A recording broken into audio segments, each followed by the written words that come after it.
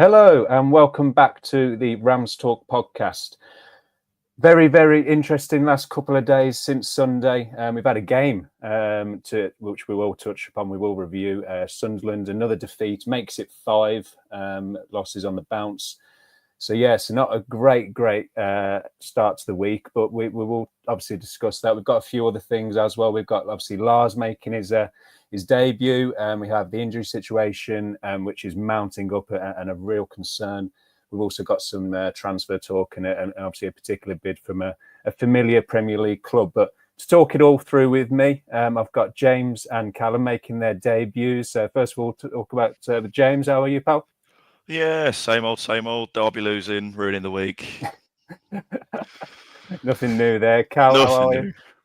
Yeah, same. Watching Derby, being disappointed, but nothing new there. Hey, at the moment. But yeah, it's nice to be on finally. Thanks for having us. No, not a problem at all. Get some new caps. We'll get Jake to get them in the post out. 2 new signings in January. But yes, we'll start on yesterday evening. Sunderland 1-0 defeat at home. It was a very, very polarising performance. First half, we've kind of seen that side and how we did it. But the biggest thing, and I will touch upon, James, was the lineup. It caught us probably all off guard a little bit. Just discuss with me your initial thoughts when you saw that starting 11. Yeah, I thought Ibu was going to be centre half, and then I got into the stadium and saw them warm up, and I went, "Oh God." I thought, in fairness to Callum Elder, I thought he did okay first half at centre back. I didn't think he did a great deal wrong. You could tell it was a bit disjointed with kind of how we shifted from side to side. It just didn't look right at the back. Ibu looked too central, and I thought we looked a lot better as we went into that second half with Ibu kind of dropping into that centre half role, and Wilson bizarrely starting on the left and shifting over onto the right until we pinged his hamstring, which I'm sure we'll touch on.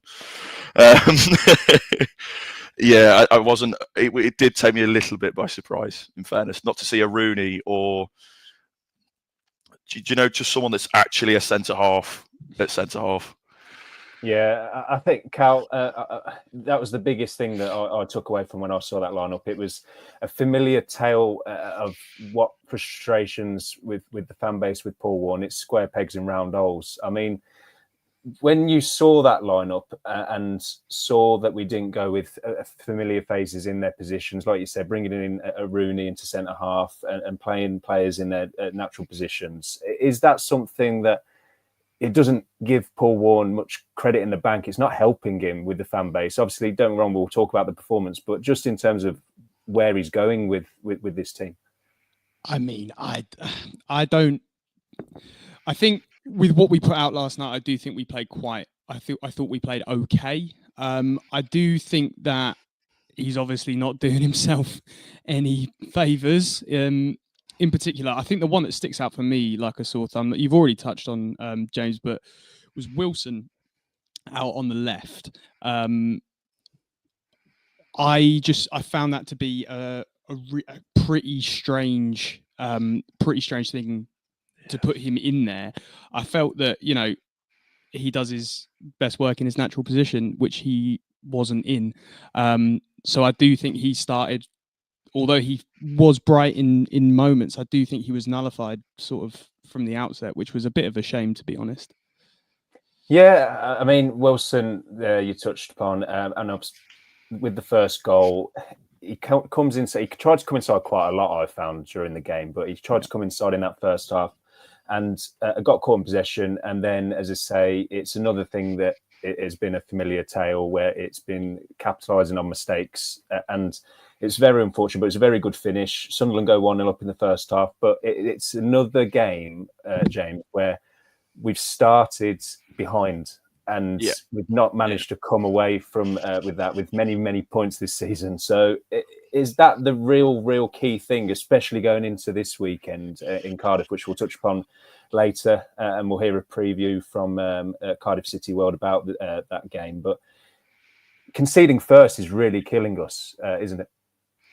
I've lost count of how many times this season the first shot on target we've conceded has gone in. Yeah, I've lost count. And that just automatically puts you at a disadvantage, doesn't it? That's obvious. You're a goal down, whether it's at home or away, you're in trouble if you're a goal down. It's easy to forget as well. We had a very good chance before that, literally right before that. Jerry Yates hits the side netting. But that's the difference, isn't it? They've got players who they've agreed £20 million for in the summer if they go up, and we've got Jerry Yates and a team full of freebies, misfits, and loans. That's what quality buys you. That when chances are there, they're taken. Because we still created chances. We created a few chances in the first, not enough, nothing clear cut. And I think that was probably down to the defensive shape, just because we couldn't get it out from the back. Like you said, with the square pegs in round holes, we had an option to put a square peg in a square hole and Kane Wilson by starting him out on the left. And even Elder at left back, that's at least 2 pegs that fit, isn't it? Yeah. So, no, you're right. I think that the biggest thing that I took away from that game was that, don't get me wrong, it shows utility of the squad. We have managed to put out a decent 11 in terms of on paper, but like you said, with no fit centre halves, we've got Fozzie in that central defending position, and then you've got Ibu Adams and Elder outside him. I thought it just meant that we were kind of isolated on those wings, just because Ibu is very, very one-footed. Elder is very, very one-footed. It just meant that, Cal, that we couldn't get it down the wings, and obviously teams have managed to nullify Wilson in the past couple of games, and Wilson does seem to be that catalyst of starting our attacks. But yeah, we did struggle in that first half to get it out wide to him. Yeah, I think that,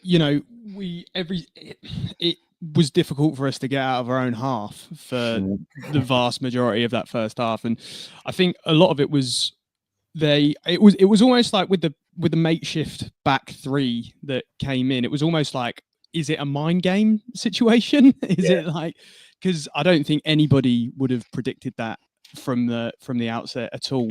Like seeing Ibu come in and sit in at the back with what you mentioned being one-footed, with him being pretty one-footed, just meant that we couldn't spray the ball out where we needed to, and it meant that again we just struggled to get over the halfway line for the majority of that first half, and for good chunks of the second half as well. But that being said, the performance was different. I still think that Wilson probably was the one that was most at fault for the goal when that went in as well.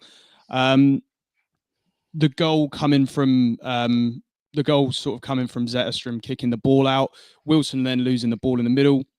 Bellingham was then allowed to run 20 yards. And then from what I could see on Rams TV, Wilson was sort of tracking back far too late and far too slow. I don't know if he'd felt something in the hamstring earlier in the game, which is why he wasn't as sort of rapid as we've seen him be before. But yeah, I felt it was quite a sloppy goal to concede, at least. Yeah, it was. And the trouble is that when we have gone 1-0 down, we haven't managed to come back in many games, as I mentioned before. We then go into half-time. And, James, the one thing I wanted to touch on was that we have seen, especially against Watford, that the atmosphere hasn't been the best, and especially towards the manager and Paul Warne. But I felt, being in attendance last night, that the fans seem to be well behind the team, and also well behind even Paul Warne at some points, because there wasn't much booing at half-time. Even though we were 1-0 down, it's a familiar tale that the fans have seen. But it wasn't that bad, was it? No. And I think that's probably come from this idea that he's not going anywhere. I think we've got to throw everything behind what he is and who he is, because that's what we've got. The best thing I can liken it to is that season under admin. Those players that we had there, albeit they weren't the greatest side in the world, they were all we had, and that's what we were stuck with, and this is what we're stuck with, and all we can do is make the best out of the most of that, and the supporters are going to play a massive role in that. You look at that season where we were in administration, teams still didn't relish a trip to Pride Park, because there was going to be a cauldron there, that it was still going to be a tough place for teams to come and play football. That's what we need again this season. That's the level that supporters need to be at. Hopefully we're not marching through the streets again, but that level, that intensity is back there, if you know what I mean. No, it was. And Cal, we went in at half time. We might have expected a couple of changes, but nothing changed. We came out with the same 11, and we obviously came in and attacked the second half. And something had changed. Something, whether it said at half time, whether it was something that we did tactically, there was just a bit more intense. There was a bit more on the front foot. Sunderland came out a bit, and we caught them napping, in my opinion. I think we came out and they weren't expecting quite the reaction that we gave them. And I thought we started the second half really, really well. And for the first 10, 15 minutes, we were camped in their half, really. Yeah, absolutely. And I mean, that was a big difference compared to the first half, right? I don't know what was said at halftime. I don't know what he must have said to them, but they did come out and to be honest, it just looked like they wanted it more in the second half. And this is the same old story time and time again. I'm just getting quite sick of seeing come out in the first half and just not look like they want it and not look like there's any real fight. And that, like you mentioned before, that going 1-0 down to turn it on thing, I just don't understand why it has to be like that, because it feels like every game that's happening. But when they did come out in the second half, I thought things, it was a definite improvement. I think it continued to improve when the changes were made, definitely. And I think that's something that we'll end up talking about going forwards in a little while. But I think whatever he said must have worked. I just can't work out why we can't do that from the start.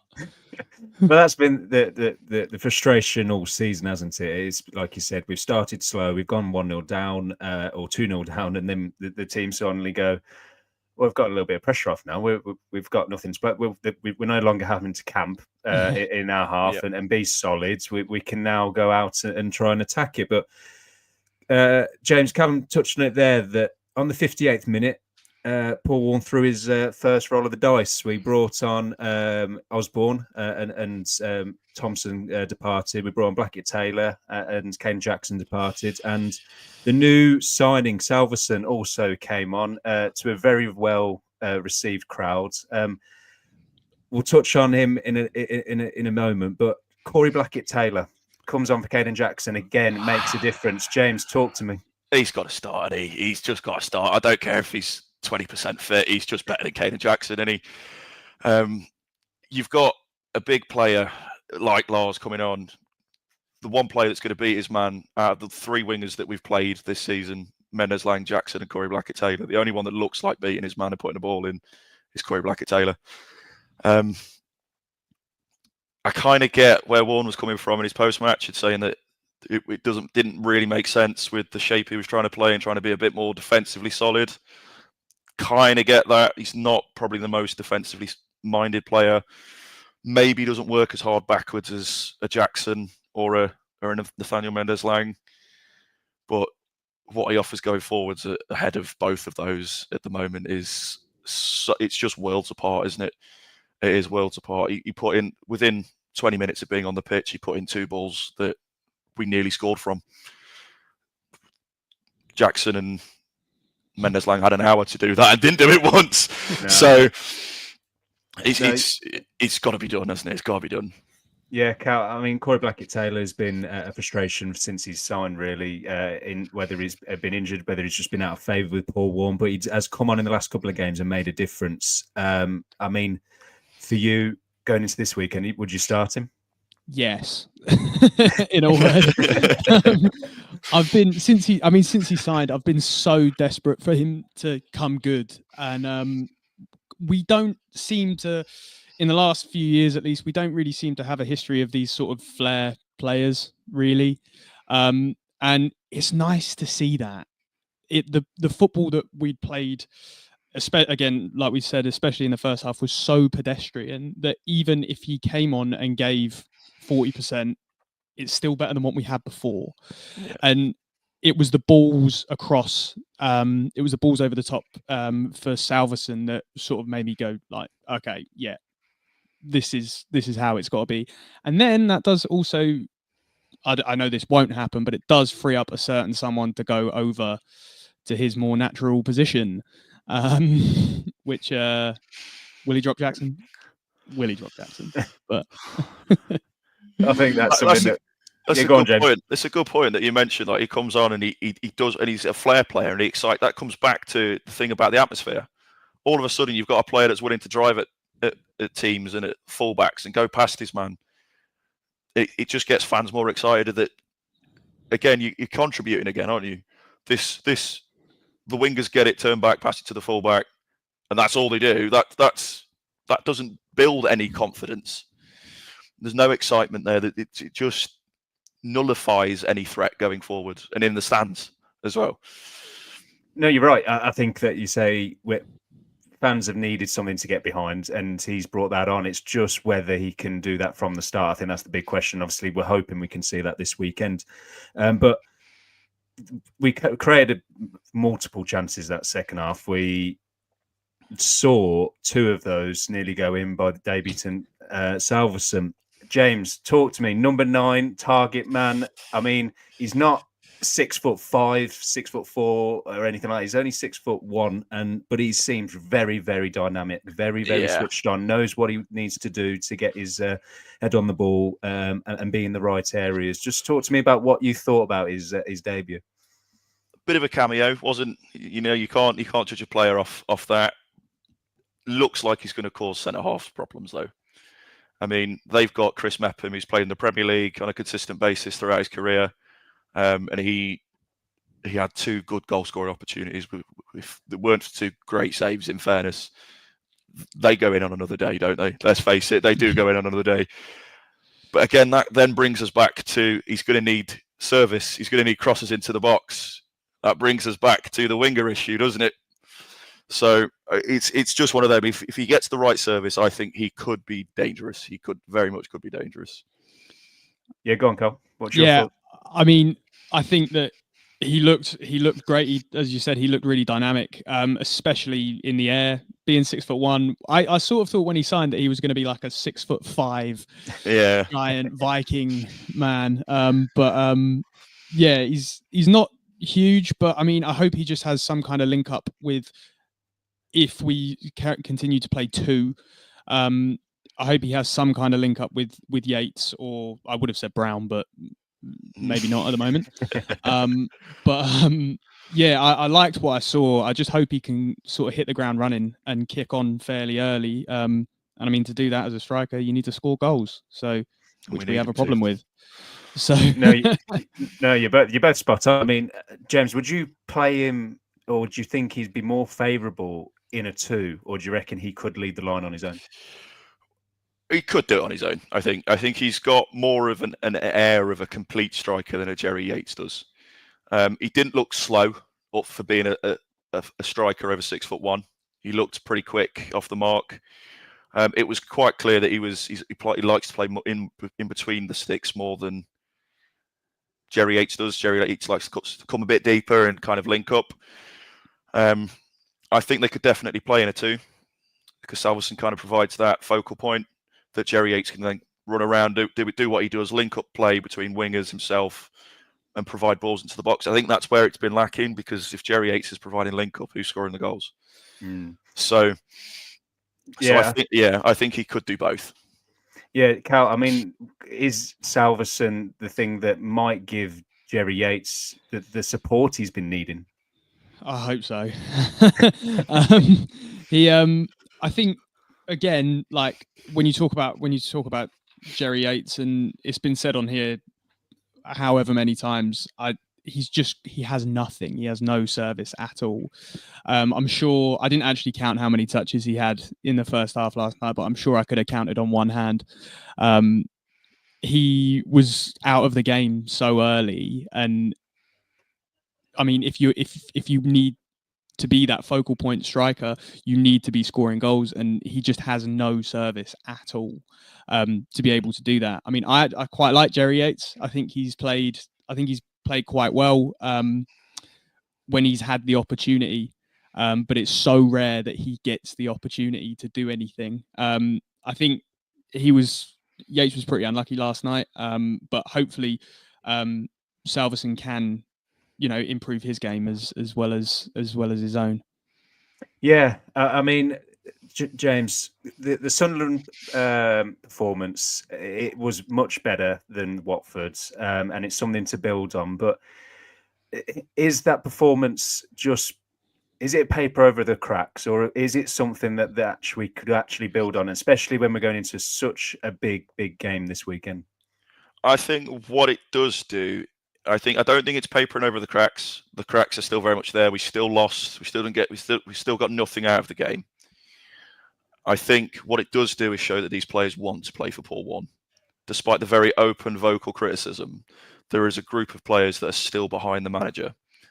If that wasn't the case, they don't put in the performance they did against a team like Sunderland, who are third in the league, and in that second half, more than match them.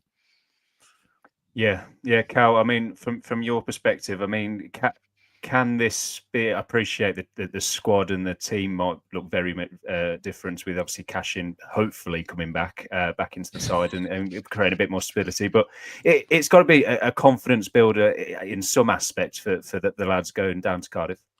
Yeah, I mean, I think especially the second half. I think it does build a bit of confidence. I mean, like you said though, James, we still didn't get anything out of the game.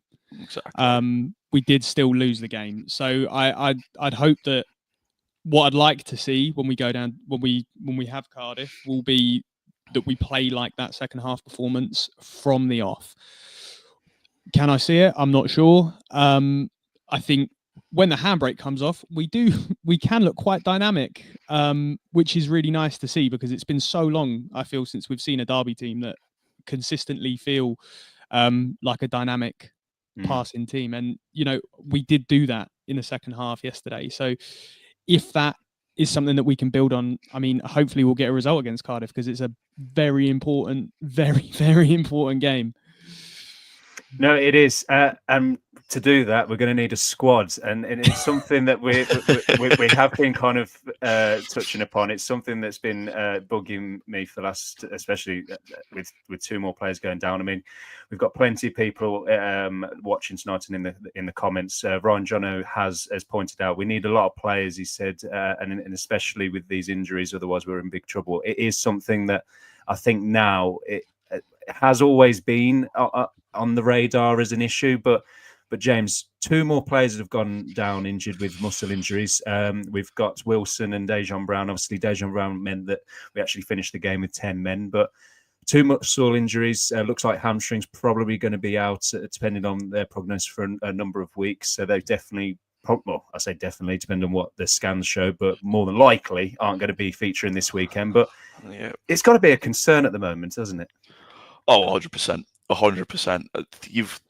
I've seen a lot of questions about who's making the decisions about the fitness of players.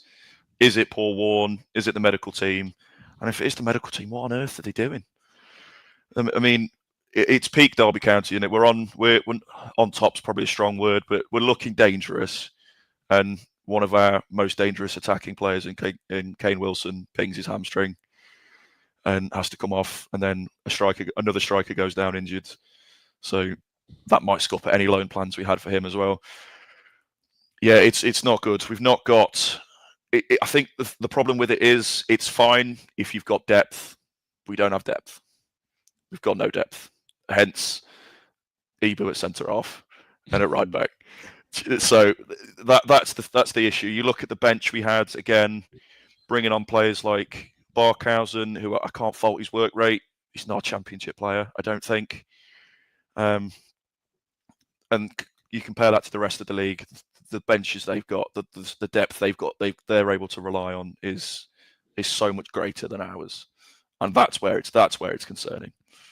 It is. I mean, Callum, we've got Nelson obviously out with a season-long injury, and probably going into next season. We've obviously got Ozo, who did and was seen on the pitch last night, so hopefully might be featuring this weekend in some capacity with being about. But yes, Wilson's obviously added. We've got Nat Phillips with a groin injury. We've got Nyambe still obviously on the teetering of coming back, and then obviously Dosanjh Brown. So it is something that fans are questioning, as James pointed out. We obviously brought in this medical set of medical staff. Obviously, what Paul Warne's own staff and friend who looked after the medical side was let go, and we've kind of gone down this route with a brand new team. But we've still seen similar trends that we saw in League One. We saw, obviously, towards the start of the season before the change, and over the summer, we're now seeing it again.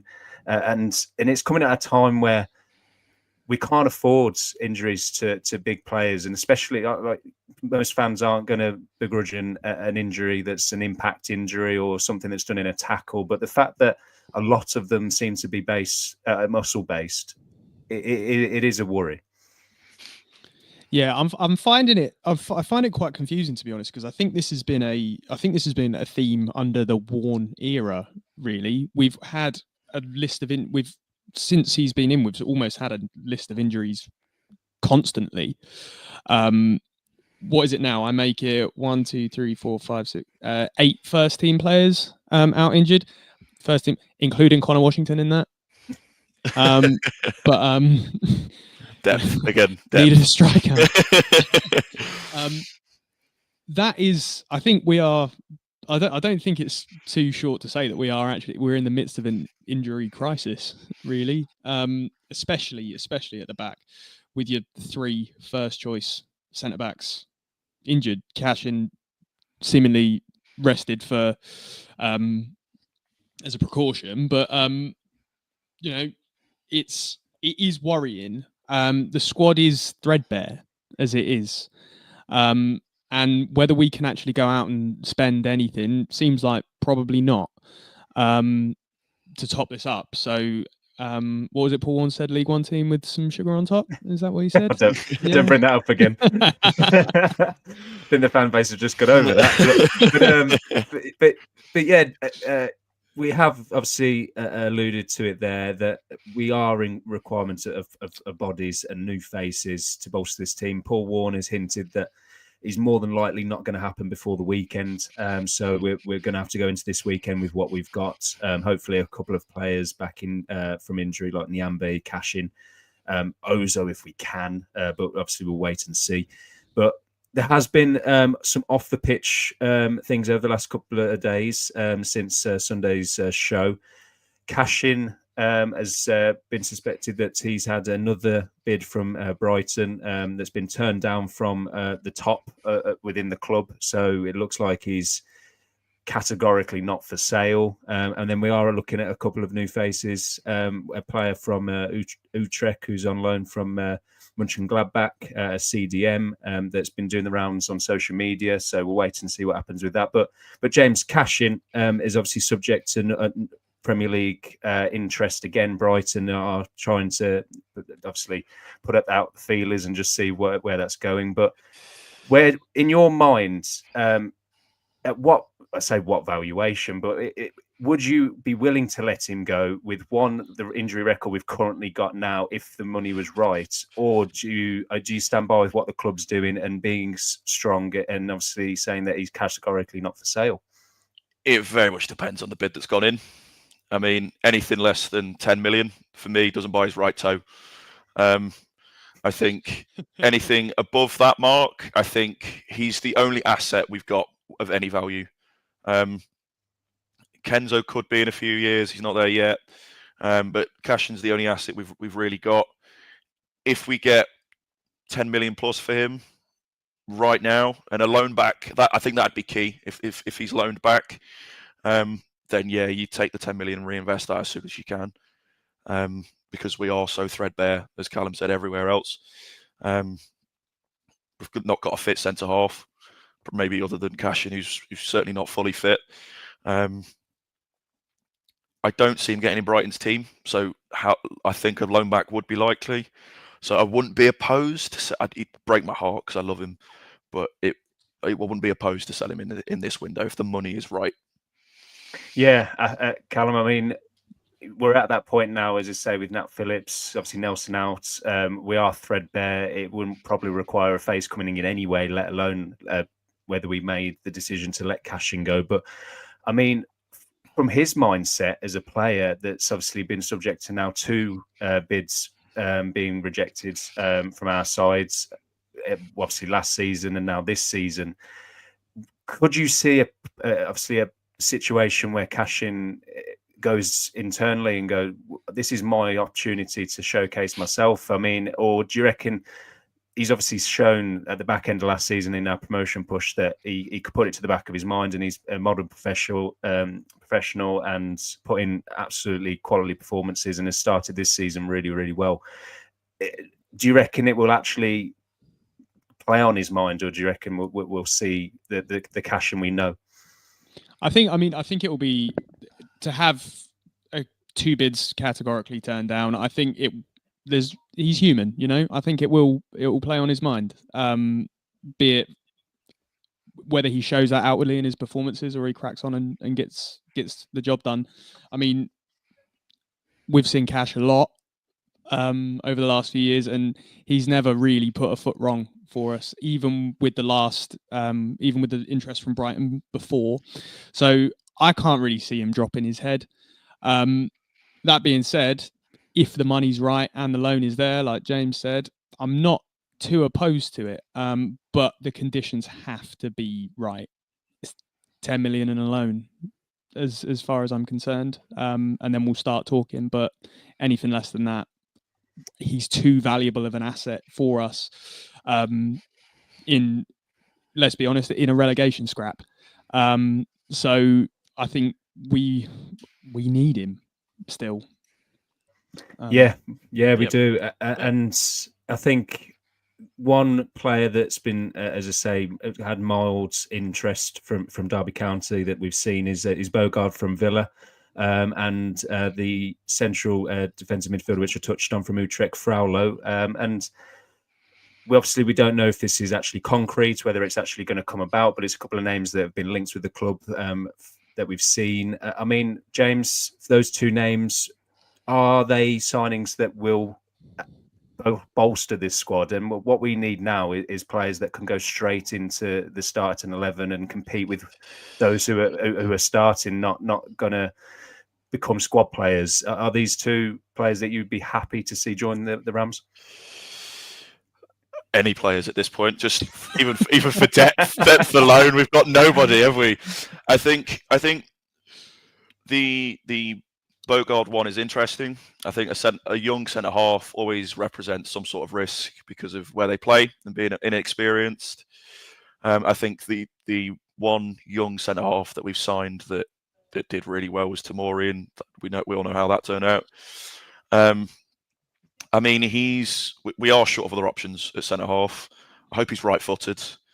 I don't know a lot about him, in fairness. I mean, he had a cameo against Monaco. I think he came on for 4 minutes. But I did watch him in the game against Arsenal, where he played about just under an hour, and he seemed to didn't do a great deal wrong. It's not a lot to judge him on. I've never don't know a great deal about him. Fraulo is an interesting one. I think I did a little bit of digging before we came on. He hasn't kicked a competitive ball since December the 22nd. To put that into a little bit of context, Salverson hadn't done the same since the 1st of December. That's 21 days, and Paul Warne deems him not fit enough and ready enough to start, albeit he might have been in around first team training and things like that. So are they ready to come in and make an instant impact? I don't know if Paul Warne's going to see it that way, because of how he likes his players to be prepared and fit and things like that. But at least we'd have players in that position. That's a bonus at this point, isn't it? It is, Callum. I mean, when you look at, as you say, the centre-half situation, Bogard is something that could obviously answer that. And obviously it depends on the way the deal is constructed. But I mean, also Fraulo is something that we've been kind of crying out for since Ozo got injured. Someone who could sit in that pivot. And it looks like, from obviously the highlights that have been doing the rounds on social media, that he could be that. I mean, from your perspective, are they, same question that I asked James, are they two players that will bolster this starting 11? I mean, on paper, yes. Performances are always going to be left down to the performances, isn't it? If and when they come in. I don't know a lot about Bogard, to be honest. I've seen him play. I think I've only seen him play once, but he is in and around the Villa first team. I think he's got he's over 200 minutes in the Prem this year. Not many appearances. I think he's done like 4 appearances or so. Yeah, looking at Fraulo, he looks like a player. He's made 14 appearances this year. Utrecht. But again, similarly to what we were saying about Corey Blackett-Taylor a little while ago, it looks like he's got a little bit of flair. The way he moves with the ball, it looks really good. He's able to pick a pass from his highlight reels, at least, from anywhere. And it also looks like he has a bit of a screamer in the locker too, if and when required. So I think Fraulo definitely would definitely bolster the squad. Bogard, I think it would have to be the right situation, but we need players in, so I'm not going to say no to anyone at this point, to be honest. Yeah, I mean, I'm with you on that one. I think we'll wait and see how those stories develop, if they do. And obviously, we need faces and fast, so we'll wait and see. But the big one is this 6-pointer away at Cardiff. Now, before we talk about our score predictions, our thoughts, we have got a quick preview from Si from the Cardiff City World podcast, who's going to just outline everything, this current situation at Cardiff, and give us a bit more information going into this weekend. We'll just hear from him now. Here from Cardiff City World. How do I think Cardiff have performed this season? Well, been very, very underwhelming from Cardiff this year. They made a lot of mistakes at the start of the season, and we got punished for every single mistake. Been caught out at right back a lot, just very, very sloppy defensively, and we just haven't scored enough goals as well. So it was been problematic. I think it's got better under Omar Risa. We're playing a much more high pressing type of football, and it's a bit more suited to the players we've got, and definitely looks more like we might be able to push on from there. Which players are most likely to cause the most damage to Derby? Well, I think the obvious one is always Ruben Colwell, but actually Ruben's been on the bench a lot this last few games because we've moved Alex Robertson up from a number 8 to more of a number 10 because he does a bit more defensively in that position in terms of pressing and things like that. So Alex Robertson is probably the best technical footballer we've got. He's excellent on the ball. But I'm going to go with, down that left-hand side, Callum O'Dowda pushing up from left-back, overlapping, and then we normally, one of the wingers, whether it's Willock or maybe Ruben Colwell, Ollie Tanner. That left-hand side is definitely our stronger side, and we tend to create a lot of chances down that side, especially because we play so much on the transition, and we try to utilise the pace of Ollie Tanner or the guile of like a Willock or a Ruben Colwell dropping in the pocket, and then Callum O'Dowda will overlap down that left-hand side. And also Callum Robinson up front likes that in the left-hand channel as well. We create a lot of our chances through that kind of area. Weaknesses in the Cardiff side, well, where to start? No, we've conceded a lot of goals in the right back area, so down the opposition left at the start of the season. Perry NG picked up an injury, and Rena Motor's gone in at right back, done a tremendous job playing out of position. He's more of a midfielder, but done a tremendous job playing at right back, and the mistakes have kind of dried up. Don't think Perry NG's had the best of seasons, so it kind of depends on the personnel and also the system, because I think we've played 3 at the back, like a 3-4-3 for some games, and then defensively we look really solid in that formation, but we don't offer a great deal of attack. We don't have a lot of width. But then we've also recently tucked into like a 4-2-3-1 with Callum Chambers and Siopis as 2 sitting midfielders, and Alex Robertson in the 10, and we've looked real good there. That's where our form was picked up sort of on the back end of Christmas through that system. I still think if I was looking at it as an opposition, if you can get in the wide areas against Cardiff, that's where you'll have the most joy. Callum O'Dowd is a winger who plays at left back. Rita Moto is a midfielder who's playing at right back. And even if we do play with Perry NG at right back, he hasn't been in the best of form this year. So that seems like, the wide areas seems like the biggest sort of issue, if you like, or where you could get at us the most, I guess, is the politest way of putting it. Predictions for the game.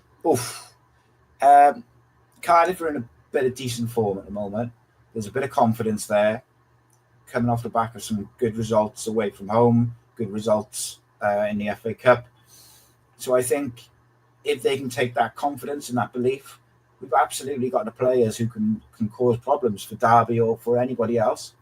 It's just whether they can retain that confidence, because it does feel like that confidence is like very borderline, because the season's been so traumatic for a lot of these players. Like, it's been difficult. We are fighting relegation, even though we probably shouldn't be. I think the league table never lies, and but the squad is better than that. And I also think there's 3 worse teams than us. But you can only go, you've got to go on form. The league table, as I say, doesn't lie.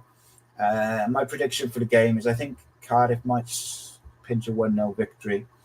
Can't go against them, can I? But no, we have been better recently, and we've had a lot more belief. And it seems like there's a bit of togetherness there as well. So, yeah, 1-0 Cardiff, why not? Ruben Colwell to get the winner. Cheers, guys. Thank you for having me. No, thank you, Si. I appreciate that. And that's Si from the Cardiff City World podcast.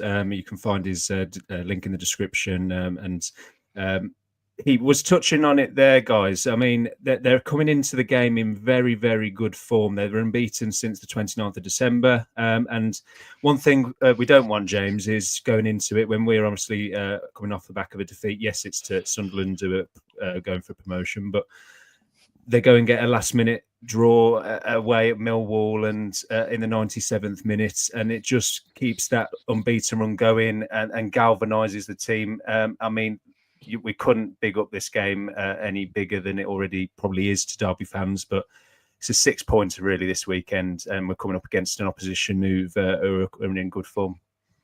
Yeah, and just to kind of top that off, I did a little bit of digging before we came on again, and we haven't won away at Cardiff since 2016. And Nick Blackman and Akechi were in that team, so that fills us full of confidence. The thing I did notice, he said, if you can get down the flanks, which Forewarn likes to do, that's where we're going to cause problems. This will be the one game he decides to go through the middle. But I think there's, if we can perform akin to the second half performance against Sunderland, I can see us having a decent showing. I think we can cause problems. We just need another snowstorm to come in so we can get some players at least back to fitness or through the door. That would be quite nice as well, please. No, I think Cal, James, isn't it the nail on the head there? They've obviously gone and beaten in the last couple of weeks. On the weekend, Swansea, they're obviously bitter rivals, 3-0, very, very comfortable at home. They're obviously getting a draw last night. Before, obviously, I ask both your predictions. If anyone's obviously listening and watching live now, just get your predictions down in the comments.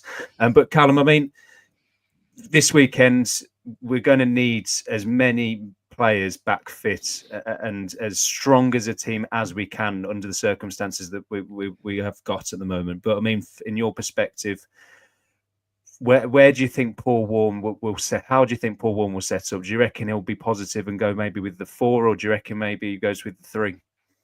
I think we, obviously depending on the injury situation, I think we'll stick with a 3, because I think we looked good in the second half, and I know he likes to chop and change all the time, but being able to be relatively on top of Sunderland in a lot of that second half,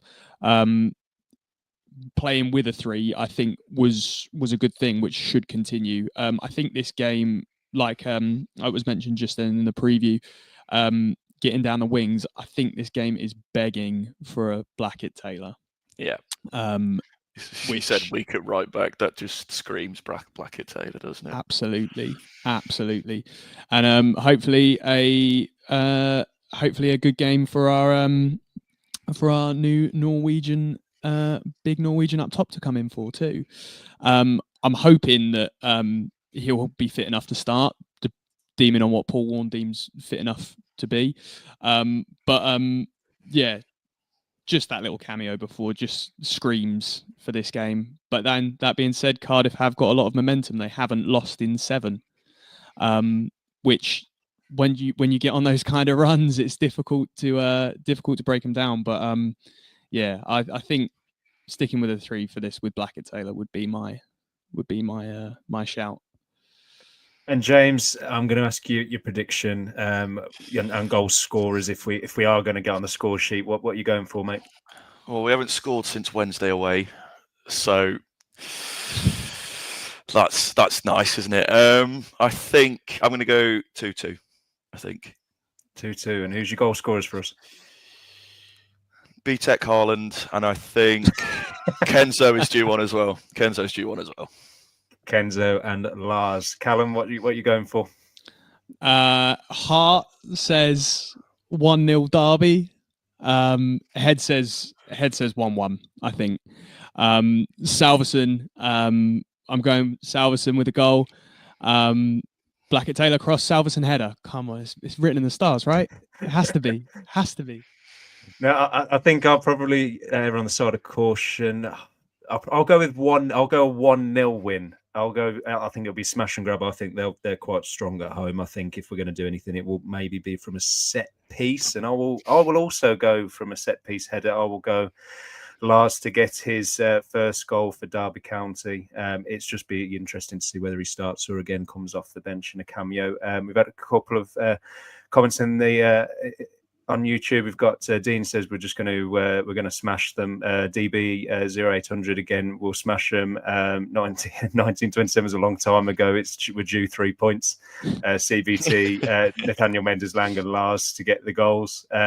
Jim is going to 2-0 Cardiff, so he's not confident going into this weekend. So we'll wait and see how it all pans out.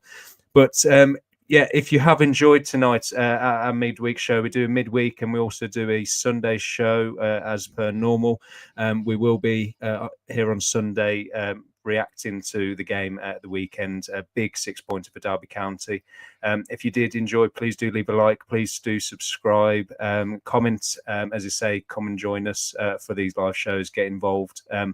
And obviously, give us a big 5-star rating on Spotify, Apple Podcasts. You know where we are by now. Big thank you to Si from the Cardiff City World podcast for their preview. Again, their link is in the description. And James, Callum, thank you very much. Your debuts, your caps are now certified. James, thank you very much for coming on. Thanks for having us. No problem. No problem. And we obviously... we can't let you come on to your first one and not do the outro.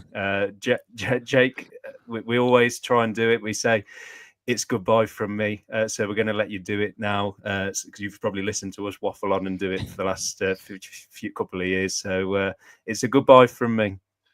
It's a goodbye from me. And it's a goodbye from me. Thanks very much. We'll see you Sunday.